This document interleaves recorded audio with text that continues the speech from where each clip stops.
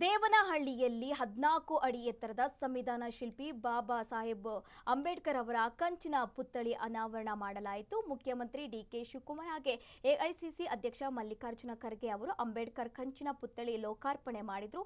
ಆಹಾರ ಸಚಿವ ಕೆಎಚ್ ಮುನಿಯಪ್ಪ, ಚಿಕ್ಕಬಳ್ಳಾಪುರ ಸಂಸದ ಡಾಕ್ಟರ್ ಕೆ ಸುಧಾಕರ್, ಶಾಸಕರಾದ ಶರತ್ ಬಚ್ಚೇಗೌಡ, ಧೀರಜ್ ಮುನಿರಾಜು ಸೇರಿ ಹಲವು ನಾಯಕರು ಭಾಗಿಯಾಗಿದ್ದರು. ಅಂಬೇಡ್ಕರ್ ಪುತ್ಥಳಿ ಮತ್ತು ಜೀವನ ಚರಿತ್ರೆ ನಾಮಫಲಕಕ್ಕೆ ಪುಷ್ಪ ನಮನ ಸಲ್ಲಿಸಿ ಗೌರವ ಸಮರ್ಪಣೆ ಮಾಡಲಾಯಿತು.